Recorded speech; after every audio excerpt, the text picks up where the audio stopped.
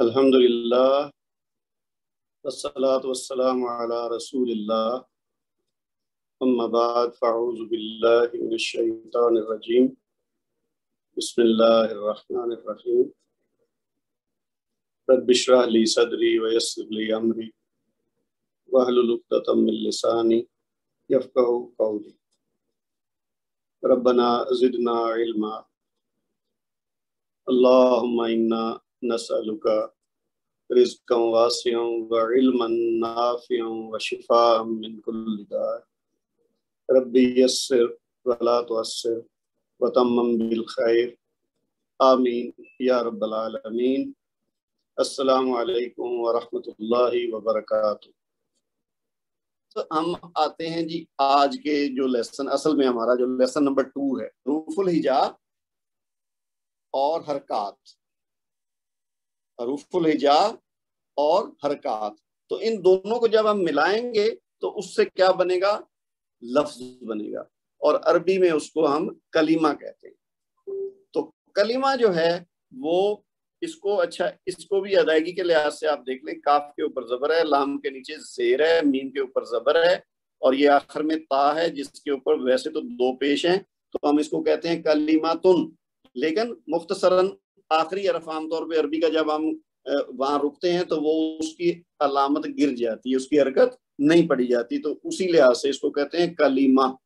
تو اس کو کلمہ نہیں کہنا، کلمہ۔ یعنی یہ اردو جاننے کا جو ہمیں فائدہ ہے نا، کہ ہم بہت سے الفاظ سے واقف ہیں جو عربی میں استعمال ہوتے ہیں، لیکن اس میں کچھ ہم جو ہے نا ادائیگی کا طریقہ ایک تو مختلف ہے کچھ چیزوں میں، اور کچھ طریقے ویسے ہم غلطی کرتے ہیں اس کی ادائیگی میں، اور کچھ الفاظ ایسے ہیں کہ جو اردو میں ہیں لیکن وہ عربی میں نہیں ہے، وہ کسی اور زبان سے ہیں، مثلا فارسی کیا ہو سکتا ہے، ترکی زبان کا ہو سکتا ہے۔ تو ہم نے یہ تھوڑا سا احتیاط بھی کرنی ہے کہ جب عربی میں ہم اردو والے اپنے جانے پہچانے الفاظ استعمال کریں تو پہلے تھوڑا سا سوچنا بھی ہے کہ واقعتاً یہ عربی میں ہے بھی یا نہیں ہے۔ تو ادائیگی کے لحاظ سے یہ لفظ جو ہے جس کو عربی میں کلمہ کہتے ہیں، یہ ذہن میں رکھنا ہے کہ اس کو اب آپ نے کلمہ نہیں کہنا، کلمہ۔ اچھا، کلمہ کیسے بنتا ہے جی؟ جیسے ہم نے بات کی کہ حروف ہیں، جیسے آپ یہ کہہ لیں، میں اس کو تھوڑا سا اگر بڑا کروں تو آپ کے لیے آسانی ہو جائے گی۔ یہ دیکھیے حروف الہجاء اور حرکات، ان کی بات ہم نے تفصیل سے کر لی۔ اب مثال کے طور پر یہ 4 حروف ہیں، ایک کاف ہے، ایک تا ہے، ایک الف ہے، ایک با ہے۔ تو یہ 4 حروف ہیں، اگر ان کو جوڑ دیا جائے تو کیا بنتا ہے؟ کتاب۔ کاف، تا، الف اور با، تو ملائیں گے تو کیا بن گیا؟ کتاب۔ اب اس میں ہر حرف کی آواز کی سمت کا تعین کرنے کے لیے حرکات کا استعمال کرتے ہیں۔ جیسے کاف پر کسرہ ہے یعنی زیر ہے، تا پر فتحہ یعنی زبر ہے، الف کو خالی یعنی اس کے اوپر کوئی حرکت نہیں ہے، ایون جزم بھی نہیں ہے، اور با جو آخر میں ہے اس پہ ضمتین یعنی 2 پیش، اگر یہ لگا دیں تو کیا لفظ بنے گا؟ کتابن، یہ والا۔ ٹھیک ہے جی، میں اوپر یہاں خالی جگہ کے اوپر لکھ بھی دیتا ہوں۔ یہ دیکھیے، یعنی پہلے کاف لکھا، اس کے نیچے زیر لگی، پھر تا کے اوپر زبر، اس کے بعد الف ساتھ جوڑا، اور اس کے بعد آخر میں با ہے، اور اس کے اوپر عام طور پر جو اسم ہوتا ہے نا عربی میں، ایک تو ہوتا ہے نا فعل، ایک ہوتا ہے اسم، ایک ہوتا ہے حرف، اس کی تفصیل ابھی بعد میں آئے گی۔ تو جو اسم ہوتا ہے عام طور پر زیادہ تر جو اسماء ہیں عربی میں، ان کا اختتام تنوین پہ ہوتا ہے، یعنی آخری حرف پہ 2 پیش ہوتی ہیں۔ تو اسی طریقے سے یہ کتاب ویسے تو ہم اردو میں بھی استعمال کرتے ہیں اور انہی معنوں میں استعمال کرتے ہیں جن میں عربی میں استعمال ہوتی ہے۔ تو لیکن اس کو اب اگر پورا ادا کریں تو یہ ہے کتابن۔ اچھا، اب ہر زبان الفاظ کا مجموعہ ہوتی ہے، الفاظ بے معنی بھی ہوتے ہیں اور با معنی بھی ہوتے ہیں۔ اب یہ اگلی بات کیا ہے کہ کسی بھی زبان میں الفاظ بے شمار ہوتے ہیں، اور اس میں کچھ با معنی ہوتے ہیں اور کچھ بے معنی بھی ہوتے ہیں، لیکن بے معنی الفاظ کی تعداد بڑی تھوڑی ہوتی ہے۔ عام طور پر جیسے اردو میں ہم گفتگو کرتے ہوئے کہیں تو یہ مثال یہاں لکھی ہوئی ہے، آؤ روٹی شوٹی کھا لو۔ اب یہاں روٹی تو با معنی لفظ ہے، جبکہ شوٹی ایک بے معنی لفظ ہے، اور بے معنی لفظ جو ہوتے ہیں ان کو کیا کہتے ہیں؟ محمل۔ یہ لفظ جو ہے نا محمل، یا یہ بے معنی ہے، اور یہ ہر زبان میں ہوتے ہیں اور تھوڑی تعداد میں ہوتے ہیں، جبکہ با معنی لفظ کو عربی زبان میں کلمہ کہتے ہیں، جس کی بات میں پہلے بھی کر چکا ہوں۔ ٹھیک ہے جی، اچھا اب اگر ہم تھوڑا سا آگے بڑھیں، کلمہ تک ہمیں پتہ چل گیا کہ یعنی حروف جو الفابیٹس ہیں، حروف الہجا ہیں، ان کے اوپر کچھ حرکات لگاتے ہیں اور ملا کے کیا بن جاتا ہے کلمہ، جس کو انگلش میں ورڈ کہتے ہیں، اردو میں ہم لفظ کہتے ہیں، اور وہی چیز کلمہ ہے۔ یہ ہمارے لیے کوئی ایسی نئی چیز نہیں ہے کہ کلمہ کیا ہوتا ہے۔ اب اگلی بات کیا ہے کہ جی کلمہ جو ہے نا وہ 3 قسم کا ہوتا ہے۔ پہلی قسم کیا ہے؟ اسم کہتے ہیں اس کو، اسم۔ دوسری قسم کا جو کلمہ ہے وہ کہلاتا ہے فعل، اور تیسری قسم کا جو کلمہ ہے اس کو کہتے ہیں حرف۔ اچھا اردو میں بھی ہم ایز اٹ از یہی تینوں الفاظ استعمال کرتے ہیں، اسم، فعل اور حرف۔ انگلش میں آپ سمجھ لیں کہ اسم وہ ہے جس کو ہم انگلش میں ناؤن کہتے ہیں، اور فعل وہ ہے جو ہم جس کو ورب کہتے ہیں، اور حرف جو ہے وہ انگلش میں وہ ہے جو پارٹیکل بھی کہتے ہیں، لیٹر بھی کہتے ہیں، پریپوزیشن بھی کہتے ہیں۔ عام طور پہ پریپوزیشن جو ہے نا انگلش کا لفظ، اس کے لیے حرف ہے جو ہم عربی میں استعمال کرتے ہیں۔ تو اب ہم ان تینوں چیزوں کو ون بائی ون دیکھتے ہیں کہ اسم کیا ہے، فعل کیا ہے، حرف کیا ہے۔ اچھا اسم جو ہے وہ ایسا کلمہ ہے جو کسی انسان، حیوان، چیز، جگہ یا کام کا نام بتا رہا ہو۔ یعنی کوئی انسان، حیوان، اینیمل، کسی چیز، جگہ یا کام کا نام ایسا ہے کہ جیسے میں اب پڑھا رہا ہوں تو یہ پڑھانا ایک کام ہے، تو یہ بھی اسم ہے پڑھانا، یا آپ لوگ پڑھ رہے ہیں تو یہ پڑھنا کا جو ہے یہ بھی کام ہے، تو یہ بھی اسم ہے۔ ٹھیک ہے، تو اسی طرح یہ دوسرے کلمے کی مدد کے بغیر اپنے معنی ظاہر کرے، یہ دوسری چیز ہے۔ ایک اسم میں 2 چیزیں، کیا؟ ایک تو یہ کسی انسان، حیوان، چیز، جگہ یا کام کا نام ہو، دوسری چیز کیا ہے کہ یہ اپنا معنی خود بتاتا ہے، ساتھ کوئی اور حرف یا فعل جوڑے بغیر ہم جان جاتے ہیں کہ یہ جو لفظ بولا گیا اس کا مطلب کیا ہے، تو ایسے کلمہ کو اسم کہتے ہیں۔ تیسری شرط اس میں یہ ہے کہ اس کے اندر کوئی زمانہ نہیں ہوتا، یعنی اسم خالی اگر بولا جائے تو ہمیں یہ نہیں پتا چل رہا کہ یہ بات کوئی ماضی کی ہے یا حال کی ہے یا مستقبل کی ہے، تو یہ چیز اسم کے اندر نہیں ہوتی۔ تو یہ تینوں چیزوں کو جب ہم اکٹھا کریں تو ہمیں پتا چلا کہ اسم ایسا کلمہ ہے جو کسی چیز، کسی انسان، جگہ یا کام کا نام ہو جو کسی دوسرے کلمے کے بغیر اپنے معنی ظاہر کرے اور اس کے اندر کوئی زمانہ نہ پایا جائے۔ اس کی مثالیں ہیں، جیسے ایک تو ہم پہلے بھی اوپر دیکھ چکے ہیں کتاب، دوسری قلم اور ابراہیم اور بیت۔ اب عربی میں جب آپ الفاظ کو سیکھیں گے تو آپ کو، جیسے میں نے پہلے بھی کہا کہ عام طور پر زیادہ تر جو اسماء ہیں وہ آخر میں تنوین ہوتی ہے، جیسے یہ کتاب، قلم اور بیتن۔ کتاب کہتے ہیں کتاب کو، وہ تو ہم اردو میں جانتے ہیں بک، قلم کہتے ہیں پین کو، اور بیت کہتے ہیں گھر کو۔ ابراہیم جو ہے یہ ایک انسان کا نام ہے، ابراہیم علیہ السلام ایک پیغمبر بھی گزرے ہیں۔ آپ نے ایک چیز نوٹ کی ہوگی کہ کتاب، قلم اور بیتن، یہ تو تینوں کے آخر میں تنوین ہے، لیکن ابراہیم ہے، ابراہیم نہیں ہے۔ تو جیسے میں نے پہلے کہا نا کہ عام طور پر آخر میں تنوین ہوگی، تو یعنی کچھ ایسے بھی اسماء ہوں گے جن کے آخر میں تنوین نہیں ہوگی، یعنی 2 پیش نہیں ہوں گی، تو یہ جیسے ابراہیم ہے۔ اور بھی آپ دیکھیں گے جیسے عیسیٰ، موسیٰ، اس کے اوپر ایمن پیش بھی نہیں ہے۔ ٹھیک ہے، تو یہ چند الفاظ ایسے ہوں گے اسماء جن کے آخر میں ایک پیش ہوگی یا کوئی اور علامت ہوگی، لیکن زیادہ تر جو اسماء ہوں گے 90% یا اس سے بھی زیادہ، ان کا اختتام تنوین پہ ہوگا، جیسے کتاب، قلم، بیت۔ اچھا اس کے بعد جی بات کرتے ہیں فعل کی۔ اسم کو ہم نے پڑھ لیا، فعل کیا ہے؟ فعل وہ کلمہ ہے جس میں کسی کام کے ہونے کا ذکر ہوتا ہے، یہ بھی دوسرے کلمہ کے بغیر اپنے معنی ظاہر کرتا ہے۔ ٹھیک ہے، 2 چیزیں ہوگی، ایک تو یہ کہ یہ اس میں کام ہونے کا ذکر ہوتا ہے، دوسرا اسم کی طرح یہ بھی دوسرے کسی کلمہ کے بغیر اپنے معنی ظاہر کرتا ہے۔ لیکن تیسری چیز کیا ہے اس میں کہ اس میں کسی نہ کسی زمانے کا پتہ چلتا ہے کہ یہ جو بات کی جا رہی ہے یہ ماضی کی ہے، یعنی گزر چکی ہے، پاسٹ میں ہوئی تھی، یا اس وقت تو ہو رہی ہے، حال میں، پریزنٹ میں، یا کہ یہ آنے والے وقت میں ہوگی، یعنی مستقبل میں۔ تو ان تینوں میں سے کوئی نہ کوئی زمانہ اس میں آپ کو نظر آئے گا، یعنی ایسا کلمہ جس میں ایک تو کسی کے کام ہونے کا ذکر ہو، دوسرا کیا کہ وہ اپنے معنی خود ظاہر کرے، اور تیسرا کہ اس کے اندر کوئی نہ کوئی زمانہ پایا جائے گا. یہ تین چیزیں ہوں گی تو وہ فعل کہلائے. ٹھیک ہے، تو اس کی مثالیں کیا ہیں؟ جیسے یہ عربی کے لحاظ سے کچھ الفاظ یہاں دیے گئے ہیں تین. پہلا ہے ناصرہ. ناصرہ کا مطلب ہے اس نے مدد کی، اس ایک مرد نے مدد کی. اب دیکھیے اس میں کیا ہوا، ایک تو پتہ چل گیا کہ اس کا مطلب کیا ہے، ناصرہ مدد کی، یہ آ گیا کام ہونے کا ذکر ہو رہا ہے. دوسرا یہ ہے کہ ناصرہ کے ساتھ ہم نے نہ کچھ آگے لگایا نہ پیچھے لگایا، لیکن ہمیں پتہ چل گیا کہ یہاں پہ بات کیا ہو رہی ہے کہ مدد کی، یعنی معنی اس کا پتہ چل رہا ہے. تیسری بات یہ پتہ چل رہی ہے کہ یہ کام ہو چکا ہے، ناصرہ اس نے مدد کی، اس کا مطلب یہ ماضی میں کوئی کام ہو چکا ہے، اس وقت نہیں ہو رہا، نہ ہی آنے والے زمانے سے تعلق ہے اس کا، یہ کام ہو چکا ہے ماضی میں، یعنی پاسٹ سے تعلق ہے اس کا. اسی طرح دوسرا جو لفظ ہے، جو دوسری مثال ہے وہ ہے یخرجو.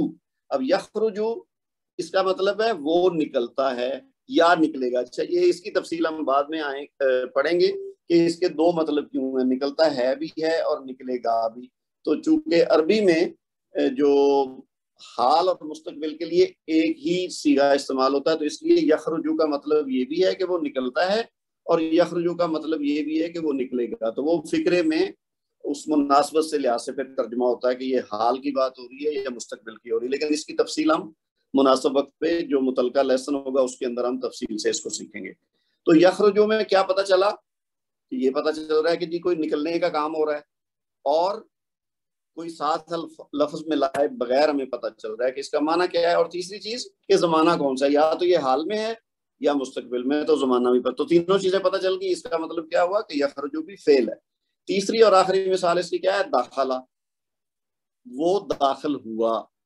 تو وہ داخل ہوا میں بھی وہی تینوں چیزیں آ گئی کہ معنی بھی پتہ چل گیا، دوسرے کلمے کے بغیر بھی معنی پتہ چل گیا، اور اس کے اندر ماضی ہے، یعنی ماضی میں یہ کام ہو چکا ہے، تو لہذا زمانہ بھی ہو. تو تینوں چیزیں ہوئی، تو اس کا مطلب کیا ہوا کہ یہ بھی فعل ہے. اچھا، اس کے بعد ہمارے پاس اگلی چیز ہے حرف. تو حرف کیا ہے؟ ایسا کلمہ ہے جسے کسی دوسرے کلمے سے نہ ملایا جائے تو اس کے معنی پورا سمجھ میں نہیں آئیں گے. یہ یعنی اسم اور فعل سے مختلف ہے حرف جو ہے. اور یہ ویسے ہر زبان میں، ایسے انگلش میں بھی جو پریپوزیشنز ہوتی ہیں یا اردو میں جو ہم استعمال کرتے ہیں پریپوزیشن یا حرف، وہ بھی اسی طرح ہی ہیں کہ ان کا معنی اکیلے نہیں پتہ چلتا کہ اس سے کیا مراد ہے، تھوڑی کنفیوژن سی ہوتی. جیسے اب اس کی مثالیں دیکھیے آپ، کہ پہلی مثال ہے من. ہم لوگ قرآن پاک تو پڑھتے ہیں، اگر عربی سے واقف نہیں بھی ہیں تو ہم ان الفاظ سے واقف ہیں. من آپ کو جانا پہچانا لگا ہوگا، قرآن پاک میں ہم پڑھ چکے ہیں. تو من کا اردو میں مطلب ہوتا ہے سے، اور انگلش میں اس کو کہتے ہیں فرام. تو یہ من جو ہے یہ حرف ہے. اسی طرح الا، اس کا مطلب ہوتا ہے تک، یا انگلش میں کہتے ہیں ٹو. پھر فی کا مطلب ہے میں، اور انگلش میں اس کو ان کہتے ہیں. من کا مطلب ہے کون، اور انگلش میں جس کو ہم ہو کہتے ہیں. آئینہ کا مطلب ہے کہاں، تو انگلش میں اس کو ہم کہتے ہیں ویئر. تو یہ سارے کے سارے جو حروف ہیں یہ ایسے ہیں کہ جب تک ان کے ساتھ کوئی اور لفظ نہ ملایا جائے تب تک اپنا معنی واضح نہیں کرتے، اور نہ ہی ان کے اندر کوئی زمانہ پایا جاتا ہے. تو یہ حرف ہے. تو اسم بھی ہم نے سیکھ لیا، فعل بھی سیکھ لیا، اور حرف بھی سیکھ لیا. اب حرف کے بارے میں تھوڑا سا آگے مزید دیکھیں گے نا اگلی لائن میں، تو اور زیادہ بات کلیئر ہو جائے گی. اور وہ کیا ہے، یہ دیکھیے جی. اب یہاں پہ کیا ہو رہا ہے کہ حرف کے ساتھ دوسرے کوئی الفاظ میں لائے گئے ہیں. جیسے یہ پہلی مثال کیا، اوپر ہم نے من خالی لکھا تھا، یہاں پہ منال بیتی. اب اس کا مطلب کیا ہے، گھر سے. اب یہ جو بیتی لگایا تو اس سے پتا چل گیا کچھ کیا بات ہو رہی کہ گھر سے کچھ ہوا ہے. اسی طرح الال مسجدی، مسجد کی طرف. یہ جو الا تھا نا، تک یا طرف، تو مسجد ساتھ لگایا تو یہ مل کے اس کے معنی واضح ہو گئے. اسی طرح فل بستانی، فی اکیلا کوئی معنی نہیں دے رہا، لیکن جب ہم نے کہا فل بستانی تو اس کا مطلب باغ میں. پھر من کو ہم نے اکیلا دیکھا تو اس کا کوئی پتہ نہیں چلا، اس کا مطلب تو ہے کون، لیکن صحیح بات سمجھ میں نہیں آ رہی. تو جب ہم نے کہا من انتا، تم کون ہو، تو انتا ساتھ لگا تو اس نے اپنا معنی واضح کر دیا. اسی طرح آخری جو مثال حرف کی تھی آئینہ، اب آئینہ کے ساتھ جب ہم نے انتا لگایا تو اس کا مطلب بن گیا تم کہاں ہو. انتا کہتے ہیں تم کو، بستان کہتے ہیں باغ کو، مسجد تو ہم جانتے ہیں، اور بیت کو کہتے ہیں گھر. تو یہ جب ہم نے حرف کے ساتھ کوئی اور لفظ لگایا ہے تو پھر اس کے معنی واضح ہو گئے. تو اب تک ہم نے کیا چیز سیکھی؟ اسم، فعل اور حرف. اب اگلی بات جو ہے اس لیسن میں وہ یہ ہے کہ اسم کے متعلق 4 اہم ترین باتیں. اب یہ جب ہم آگے بڑھیں گے ہماری ترتیب کیا ہے اس میں کہ پہلے ہم نے دیکھا کہ حروف ہیں، حروف الہجاء ہیں، پھر ہم نے دیکھا حرکات ہیں، کچھ اس کے اوپر نیچے کوئی لگتی ہیں حرکات، زبر زیر پیش وغیرہ. پھر جب ان کو ہم ملاتے ہیں تو وہ الفاظ بن جاتے ہیں. الفاظ 3 قسم کے ہیں، اسم بھی ہے، فعل بھی ہے، حرف بھی ہے. ہمارا اصل ٹارگٹ کیا ہے کہ ہم نے جملے بنانے ہیں. جملہ کیسے بنتا ہے؟ الفاظ کو ملا کے. جس طرح حرف اور حرکت ملتی ہیں تو الفاظ بنتے ہیں، اسی طرح کچھ الفاظ ملتے ہیں تو جملے بنتے ہیں. جب جملے بن جائیں گے تو اس کا مطلب کہ ہم نے وہ عربی میں جملے بنانا یا ان کا مطلب سمجھنا سیکھ لیا. اور اس سے ہمارا اصل ٹارگٹ کیا ہے کہ ہم نے قرآن پاک کو سمجھنا ہے کہ قرآن پاک میں جو اللہ تعالیٰ نے صورتیں اتاری ہیں، آیات اتاری ہیں، ہم اس قابل ہو سکیں کہ جب ہم اس کو پڑھیں تو ہمیں اس کا فہم ہو، ہمیں سمجھ آئے کہ اس کا مطلب کیا ہے. یعنی ہم جب پڑھیں اولئک علی ھدی من ربہم تو یہ نہ ہو کہ ہم ثواب کی نیت سے خالی پڑھے جائیں اور ہمیں پتہ ہی نہ چلے کہ اس کا مطلب کیا ہے. تو جب ہم یہ چیزیں سیکھ لیں گے، یہ کورس مکمل کر لیں گے تو انشاءاللہ اس قابل ہو جائیں گے کہ ہم ان قواعد کی مدد سے جب ہم ترجمہ کرنے کی کوشش کریں گے تو ہمیں بغیر ترجمہ دیکھے بھی کافی حد تک سمجھ آنے لگے گا. تو یہ اصل ٹارگٹ ہے. اچھا، اسم کے حوالے سے اہم ترین 4 باتیں ہیں. یہ 4 باتیں جب تک ہمیں پتہ نہیں چلیں گی ہم ان کو جملے میں استعمال نہیں کر سکتے. وہ 4 باتیں کون سی ہیں؟ پہلی چیز ہے وسعت. وسعت کہتے ہیں، انگلش میں آپ اس کو کیپیسٹی کہہ سکتے ہیں. تو اردو میں بھی ویسے تو یہ الفاظ استعمال ہوتے ہیں، لیکن عام طور پہ چونکہ لوگ اردو گرامر سے بھی واقف نہیں ہوتے، اس کی اصطلاحات کو نہیں جانتے، تو اس لیے یہ سمجھ لیں گے پہلی دفعہ ہی سیکھ رہے ہیں. تو الفاظ جو ہوتے ہیں نا، جو اسم، اس میں کچھ نکرہ ہوتے ہیں، کچھ معرفہ ہوتے ہیں. یہ اگر آپ دیکھیں نا، یہ نکرہ لکھا ہوا ہے تو یہ معرفہ لکھا ہوا ہے. یعنی کوئی اسم جب ہم دیکھیں گے تو ہم کہیں گے کہ پہلے اس کو دیکھیں گے کہ یہ نکرہ ہے یا معرفہ ہے. اچھا، اس کی تفصیل آگے آئے گی. ہمارا یہ جو 4 چیزیں ہیں نا، ان پہ علیحدہ علیحدہ ایک پورا لیسن ہے، کیونکہ یہ بڑی امپورٹنٹ چیزیں ہیں، بہت ہی اہم ہیں عربی گرامر کے لحاظ سے. اس لیے ہم نے ان کو تفصیل سے سمجھنا ہے، تھوڑا تھوڑا کر کے آسانی کے ساتھ. فی الحال صرف ان کا تعارف ہے، تعارف بھی نام کی حد تک ہے. تو وسعت یعنی ہم نے یہ ذہن میں رکھنا ہے کہ اسم کے حوالے سے پہلی چیز کیا ہے کہ یا تو اسم نکرہ ہوگا یا معرفہ ہوگا. دوسری چیز کیا ہے؟ جنس اسم کی، کہ کیا وہ جو اسم جس کی ہم بات کر رہے ہیں وہ مذکر ہے یا مؤنث ہے. ٹھیک ہے. تیسری چیز جو ہے وہ ہے عدد. یعنی ہم یہ دیکھیں گے کہ جس اسم کو ہم استعمال کرنے لگے ہیں یا پڑھنے لگے ہیں، کیا اس کی تعداد کتنی ہے؟ وہ 1 ہے یا 2 ہیں یا 2 سے زیادہ ہیں، یعنی جمع ہے.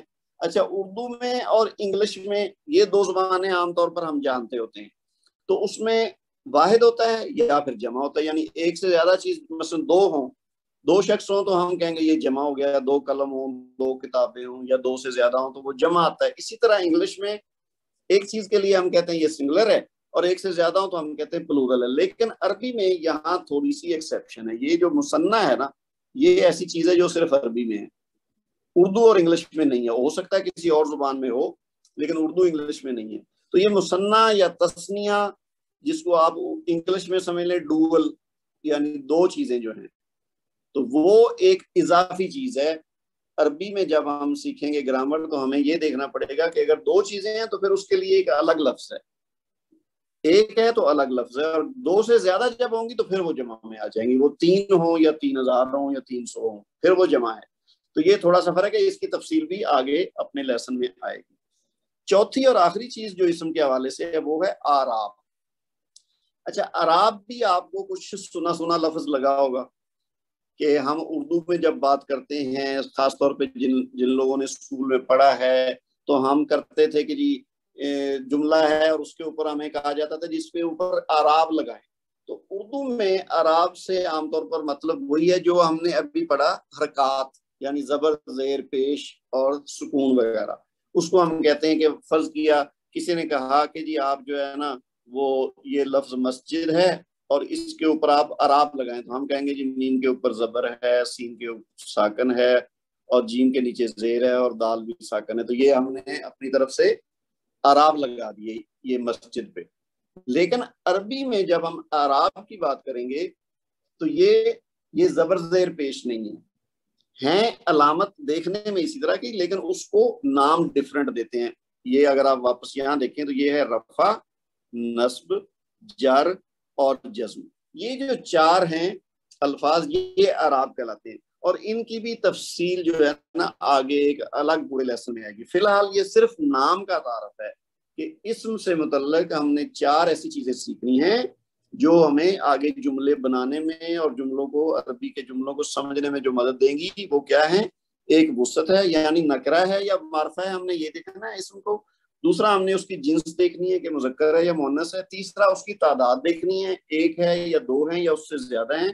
اور چوتھی اور آخری چیز اسم کے متعلق کیا ہے؟ اعراب ہے اس کا، کہ وہ رفعی حالت میں ہے یا نصبی حالت میں ہے یا جری حالت میں ہے یا وہ مجزوم ہے یعنی جزم ہے اس کے آخر میں۔ تو یہ عام طور پر فرق کیا ہے؟ یہ رفع ویسے وہی ہے جو پیش ہے، نصب زبر ہے، جر زیر ہے، اور جزم وہی ہے جس کو ہم اردو میں بھی جزم کہتے ہیں۔ تو لیکن یہ اسم کے آخری حرف پہ ہوگا۔ مثلا اگر مسجد ہے نا، مسجدن، تو یہ جو دال کے اوپر پیش ہے نا یہ اصل میں رفع ہے۔ یہ جو اس کی زبر ہے یا اس کی جو یہ جزم ہے یا یہ جو زیر ہے یہ اعراب نہیں ہے، یہ حرکات ہیں، اور جو دال کے اوپر حرکت ہے نا وہ اس کا اعراب ہے۔ تو آپ سمپلی فی الحال یہ سمجھ لیں کہ کسی بھی اسم کے آخری حرف پہ جو حرکت ہوتی ہے وہ اس کا اعراب ہوتا ہے، لیکن اس کی تفصیل تھوڑی اس سے مختلف ہے، وہ آگے جب اس کا اعراب کا ہم پورا ایک چیپٹر پڑھیں گے تو اس میں پوری تفصیل آ جائے گی۔ اچھا جی، اس کے بعد ہم اب بس تقریباً لیسن کے اینڈ پہ پہنچ گئے ہیں۔ اگلی بات کیا ہے کہ جی اسم کو جب ان چار علامات کے ساتھ اچھی طرح نہ سمجھ لیں، ہم اس کو مفرد یا مرکب یا جملہ میں استعمال نہیں کر سکتے۔ یہ بات میں پہلے آپ کو بتا چکا ہوں کہ یعنی یہ جو چار چیزیں ہم نے پڑھی ہیں نا ابھی، اس کی وسعت، اس کی جنس اور اس کی تعداد اور اعراب، یہ چار چیزیں سمجھنا ضروری ہے، تب ہم جا کے اس کو استعمال کر سکیں گے۔ مفرد سے مراد یعنی اکیلا لفظ ہو، اور مرکب جب وہ مل جاتا ہے دو الفاظ کا مجموعہ ہو جائے یا دو سے زیادہ ہو تو مرکب، اور جملہ تو ہم جانتے ہی ہیں کہ جب ایک سے زیادہ الفاظ ملیں گے تو وہ ایک بامعنی جملہ بن جاتا ہے۔ تو اس میں استعمال کرنے کے لیے یہ چار چیزیں جن کا ابھی ہم نے صرف نام سیکھا ہے، ان کا جاننا ضروری ہے، لہٰذا آنے والے اسباق میں ہم اس کو تفصیل سے پڑھیں گے۔ فی الحال بس یہ چار اگر نام آپ کے ذہن میں رہ جائیں تو یہی کافی ہے۔ اب آپ دیکھیے جی یہ ہمارا آج کا لیسن جو نمبر 2 ہے، وہ بھی ہم نے اس کے اندر جتنی چیزیں تھیں وہ ہم نے ڈسکس کر لی ہیں۔ اب آپ کو کیا پتہ چلا آج کے عربی کے لفظ کن اجزاء سے مل کر بنتا ہے، عربی زبان میں بامعنی الفاظ کو کیا کہتے ہیں، کلمہ کی کتنی اقسام ہیں، اسم، فعل، حرف کی تعریف کریں اور ہر ایک کو مثال سے واضح کریں، اور پانچویں اور آخری بات کیا ہے کہ اسم کے متعلق کون سی چار اہم ترین باتوں کا معلوم ہونا ضروری ہے۔ یہ 5 ایسے سوال ہیں جن کا جواب آپ کو آنا چاہیے یہ لیسن پڑھنے کے بعد، سمجھنے کے بعد۔ اگر اس میں آپ کو کسی سوال کا جواب نہیں ملتا تو اس کا مطلب آپ کو یہ لیسن کو دوبارہ سے تفصیل سے پڑھنے کی ضرورت ہے، کہ جو چیز آپ کو سمجھ نہیں آئی یا آپ کے ذہن میں نہیں رہی وہ آپ کو دوبارہ سے یاد آ جائے۔ تو یہ 5 چیزیں ہیں جن کا جواب ہمیں مل جانا چاہیے اس ڈسکشن کی مدد سے جو ہم نے ابھی کی ہے۔ اس کے بعد کیا ہے کہ کچھ کلمات ہیں، یہ نیچے جو دیا ہوا ہے اس میں فرض کیا یہ پہلا ہے الحمد۔ اب آپ نے دیکھا ہے آگے دیکھ لیجیے 3 کالم بنے ہوئے، اسم، فعل، حرف۔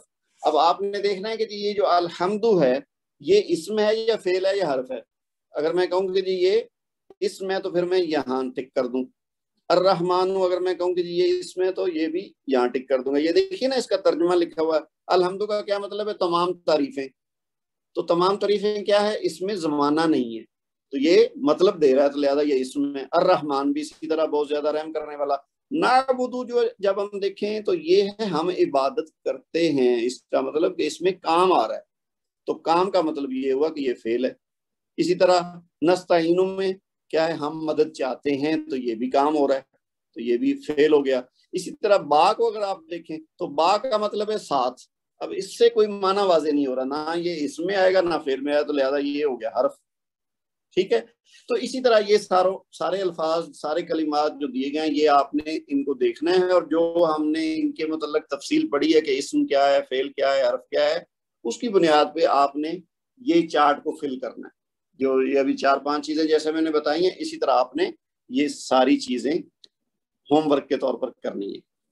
और ये जो आखिरी पेज है इस लेसन का, इसके अंदर सिर्फ ये कुरान पाक से कुछ हरूफ दिए गए हैं, कुछ अल्फाज हैं, कुछ हरूफ हैं, ये सिर्फ आपकी वोकैबुलरी के लिए है, इसका इस लेसन से बराह रास्त कोई ताल्लुक नहीं है। ये अगर आप इनको पढ़ लें, इसका मतलब समझ लें की कोशिश करें, अगर जितना आपके ज़हन में रह जाए तो वो आपको कल को जब आप कुरान पाक पे ये अरबी ग्रामर सीखने के बाद अप्लाई करेंगे तो आपको मदद मिलेगी कि हाँ जी ये अन का क्या मतलब होता है, या कम का क्या मतलब होता है, या हुन्ना का क्या मतलब होता है, या मिन, जैसे अभी हमने मिसालों के अंदर भी वो हरफ की मिसाल देख रहे थे, उसमें मिन था। ठीक है, इसी तरह कद है। तो ये सारे अल्फाज, सारे हरूफ जो इस पेज पे नजर आ रहे हैं आपको, ये कुरान पाक से लिए गए हैं।